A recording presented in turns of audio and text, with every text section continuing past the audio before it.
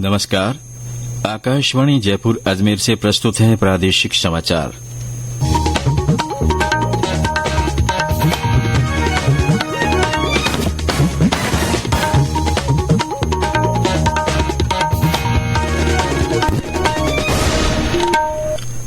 मुख्य समाचार।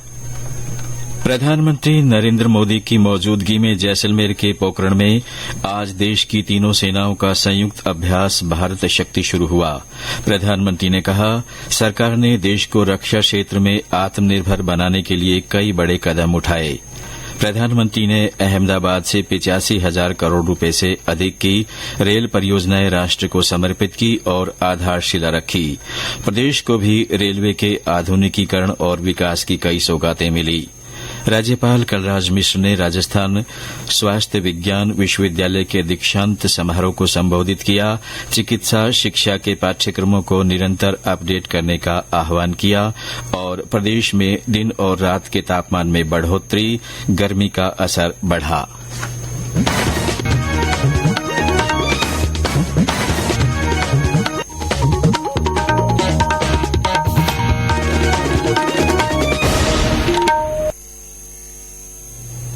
समाचारों के साथ मैं महेश सिंह और अब समाचार विस्तार से।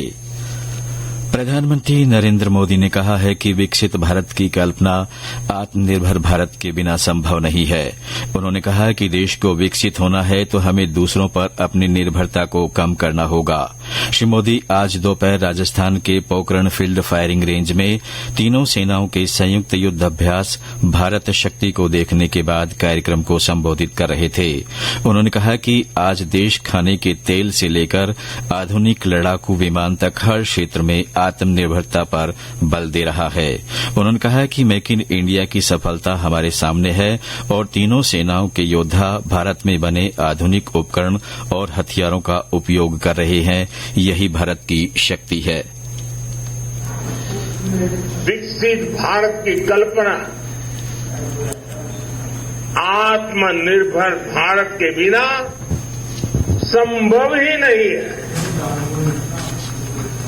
भारत को विकसित होना है तो हमें दूसरों पर अपनी निर्भरता को कम करना ही होगा।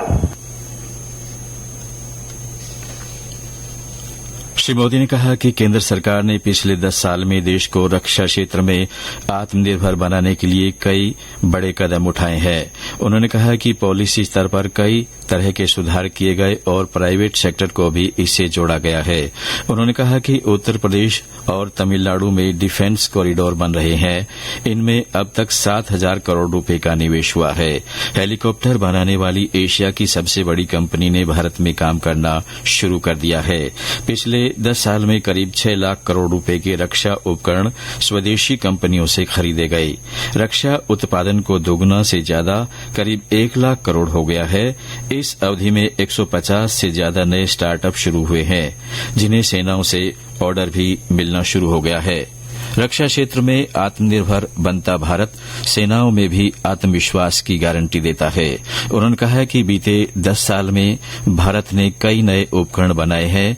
कैबिनेट ने हाल ही में फैसला किया कि 5वीं पीढ़ी का लड़ाकू विमान भी देश में ही निर्मित किया जाएगा। कुछ दिन पहले ही कैबिनेट ने एक और बड़ा फैसला लिया। अब 5th जनरेशन लड़ाकू विमान भी हम भारत में ही डिजाइन, डेवलप और मैन्युफैक्चर करने वाले हैं। आप कल्पना कर सकते हैं कि भविष्य में भारत की सेना और भारत का डिफेंस सेक्टर कितना बड़ा होने वाला है। इसमें युवाओं के लिए रोजगार और स्वरोजगार के इतने अवसर बनने वाले हैं। कभी भारत दुनिया का सबसे बड़ा डिफेंस इंपोर्टर हुआ करता था। आज भारत डिफेंस सेक्टर में भी एक बड़ा निर्यातक बनता जा रहा है। उन्होंने कहा कि कभी भारत दुनिया का सबसे बड़ा आयातक हुआ करता था, लेकिन अब बड़ा निर्यातक बनता जा रहा है। 2014 की तुलना में भारत का निर्यात 8 गुना बढ़ा है। कार्यक्रम में रक्षा मंत्री राजनाथ सिंह, राजस्थान के मुख्यमंत्री भजनलाल, जल शक्ति मंत्री गजेंद्र सिंह शेखावत, सीडीएस जनरल अनिल चौहान, तीनों सेनाओं के प्रमुख सहित अनेक गणमान्य नागरिक उपस्थित रहे। केंद्रीय स्वास्थ्य मंत्री डॉक्टर मनसुख मांडविया ने छोटे उद्यमियों के लिए प्रधानमंत्री भारतीय जन औषधि केंद्रों पीएमबीजेएके को स्थापित करने के लिए ऋण कार्यक्रम का शुभारंभ किया। इस कार्यक्रम के अंतर्गत भारतीय लघु उद्योग विकास बैंक सिडबी बिना किसी गारंटी के उद्यमियों को कम ब्याज पर ऋण प्रदान करेगा। आज नई दिल्ली में जनसभा को संबोधित करते हुए डॉक्टर मांडविया ने कहा कि यह कार्यक्रम छोटे उद्यमियों को अपने जन औषधि केंद्रों का विस्तार करने और उन्हें उन्नत बनाने में सहायक होगा। उन्होंने कहा कि इस कार्यक्रम के अंतर्गत 4 लाख रुपए का ऋण प्रदान किया जाएगा। श्री मांडविया ने कहा कि 25,000 जन औषधि केंद्रों को संचालित करने संबंधी सरकार के लक्ष्य प्राप्त करने और रोजगार को बढ़ावा देने में यह कदम महत्वपूर्ण साबित होगा। उन्होंने कहा कि सरकार अधिक से अधिक लोगों को सस्ती औषधि प्रदान करने के लिए इस प्रकार के केंद्रों को बढ़ावा देने के लिए योजनाएं लेकर आएगी। ये समाचार आकाशवाणी जयपुर अजमेर से प्रसारित किए जा रहे हैं। समाचारों में आपका फिर स्वागत है।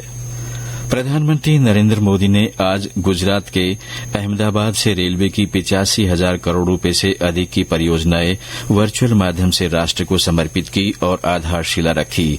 प्रधानमंत्री ने वंदे भारत ट्रेनों सहित अन्य रेल सेवाओं का भी हरी झंडी दिखाकर शुभारंभ किया। इस अवसर पर आयोजित समारोह को संबोधित करते हुए प्रधानमंत्री ने कहा कि भारतीय रेल विकसित भारत के संकल्प को साकार करने में अहम भूमिका निभा रही है। श्री मोदी ने कहा कि सरकार रेल नेटवर्क बढ़ाने, बुनियादी ढांचे को आधुनिक बनाने, यात्रियों के लिए सुविधा बढ़ाने और रेलवे प्लेटफॉर्म पर मेक इन इंडिया उत्पादों की बिक्री को प्रोत्साहन देने के लिए लगातार काम कर रही है। उन्होंने कहा कि भारतीय रेलवे आत्मनिर्भर भारत के लिए सबसे शक्तिशाली माध्यमों में से एक है। आज 85,000 करोड़ रुपए सिर्फ और सिर्फ रेलवे के प्रोजेक्ट देश को मिले हैं। विकास में मैं गति को धीमी नहीं होने देना चाहता। गुजरात में दहेज में 20,000 करोड़ रुपए से अधिक की लागत से बनने वाले पेट्रोकेमिकल परिसर का भी शिलान्यास हुआ है और ये प्रोजेक्ट हाइड्रोजन उत्पादन के साथ साथ देश में पॉलीप्रोपिलीन की डिमांड को पूरा करने में अहम भूमिका निभाने वाला है। भारत को युवा राष्ट्र बताते हुए प्रधानमंत्री ने कहा कि आज जिन परियोजनाओं का उद्घाटन किया गया है वह भारतीय युवाओं के लिए उपहार है और जिन योजनाओं का शिलान्यास किया गया है वे युवाओं के उज्जवल भविष्य की गारंटी है। प्रधानमंत्री ने समर्पित माल गलियारे के 2 खंडों का उद्घाटन भी किया। उन्होंने 51 गति शक्ति मल्टी मॉडल कार्गो टर्मिनल और 1,500 से अधिक एक स्टेशन एक उत्पाद स्टॉल राष्ट्र को समर्पित किए। आज प्रदेश को भी कई सौगातें मिली हैं। अजमेर से दिल्ली तक चलने वाली वंदे भारत ट्रेन का चंडीगढ़ तक विस्तार किया गया है। प्रधानमंत्री ने जयपुर मंडल के धानक्या और रेवाड़ी जंक्शन स्टेशन स्थित माल गोदाम और जयपुर सहित प्रदेश के 4 स्टेशनों पर one station one product stall का भी वर्चुअल लोकार्पण किया। राज्यपाल कलराज मिश्र इस कार्यक्रम से राजभवन से वर्चुअली जुड़े। राज्यपाल ने इन परियोजनाओं के शिलान्यास और लोकार्पण को ऐतिहासिक बताते हुए प्रधानमंत्री का आभार व्यक्त किया। उन्होंने कहा कि इससे आने वाले समय में रेल परिवहन के जरिए देश की अर्थव्यवस्था मजबूत होगी। मुख्यमंत्री भजनलाल शर्मा ने जैसलमेर से इस कार्यक्रम से वीडियो कॉन्फ्रेंसिंग के जरिए जुड़े। प्रधानमंत्री ने जैसलमेर रेलवे स्टेशन पर करीब 55 करोड़ रुपए की लागत से कार्यों का भी आज लोकार्पण किया। भरतपुर रेलवे स्टेशन पर वन स्टेशन वन प्रोडक्ट और रेल कोच रेस्टोरेंट की आज शुरुआत हुई। यहां शहद की स्टॉल लगाई गई। बीकानेर मंडल पर 25 one station one product stall का लोकार्पण हुआ। इस मौके पर बीकानेर स्टेशन पर आयोजित कार्यक्रम में केंद्रीय कानून मंत्री अर्जुन राम मेघवाल उपस्थित रहे। कांग्रेस ने आज 43 उम्मीदवारों की दूसरी सूची जारी की। इसमें राजस्थान से 10 सीटों पर प्रत्याशियों का ऐलान किया गया है।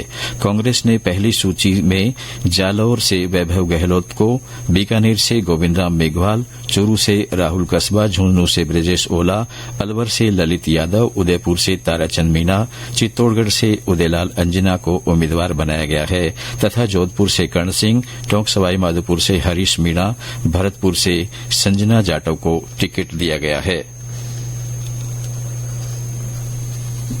राज्यपाल कलराज मिश्र ने भारत की प्राचीन समृद्ध भारतीय चिकित्सा परंपराओं से सीख लेकर आधुनिक चिकित्सा विज्ञान के प्रभावी विकास के लिए कार्य करने का आह्वान किया है। उन्होंने शारीरिक व्याधियों की पहचान और रोग निदान में कृत्रिम बुद्धिमत्ता के उपयोग की संभावना पर भी कार्य किए जाने पर जोर दिया। उन्होंने कहा कि नई शिक्षा नीति के संदर्भ में चिकित्सा शिक्षा के पाठ्यक्रमों को निरंतर अपडेट किया जाए। श्री मिश्र आज राजस्थान स्वास्थ्य विज्ञान विश्वविद्यालय के 9वें दीक्षांत समारोह को संबोधित कर रहे थे।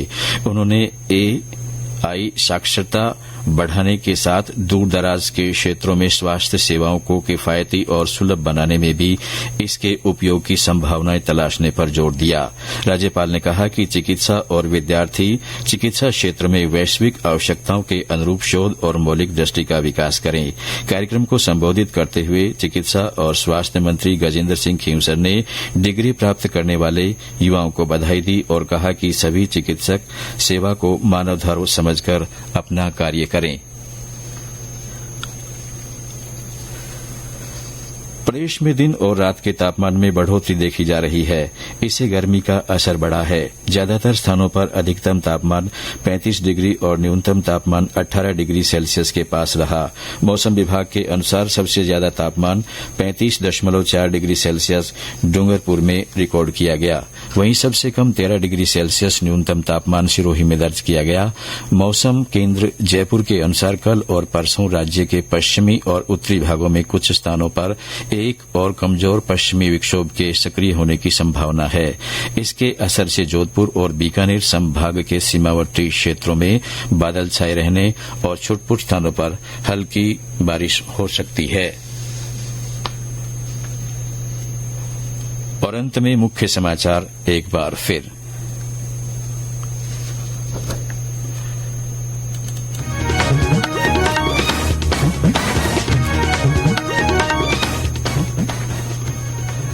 प्रधानमंत्री नरेंद्र मोदी की मौजूदगी में जैसलमेर के पोखरण में आज देश की तीनों सेनाओं का संयुक्त अभ्यास भारत शक्ति शुरू हुआ। प्रधानमंत्री ने कहा कि सरकार ने देश को रक्षा क्षेत्र में आत्मनिर्भर बनाने के लिए कई कदम उठाए हैं। प्रधानमंत्री ने अहमदाबाद से 85,000 करोड़ रुपए से अधिक की रेल परियोजनाएं राष्ट्र को समर्पित की और आधारशिला रखी। प्रदेश को भी रेलवे के आधुनिकीकरण और विकास की कई सौगातें मिली। राज्यपाल कलराज मिश्र ने राजस्थान स्वास्थ्य विज्ञान विश्वविद्यालय के दीक्षांत समारोह को संबोधित किया। चिकित्सा शिक्षा के पाठ्यक्रमों को निरंतर अपडेट करने का आह्वान किया और प्रदेश में दिन और रात के तापमान में बढ़ोतरी, गर्मी का असर बढ़ा। इसके साथ ही प्रादेशिक समाचार बुलेटिन समाप्त हुआ। नमस्कार।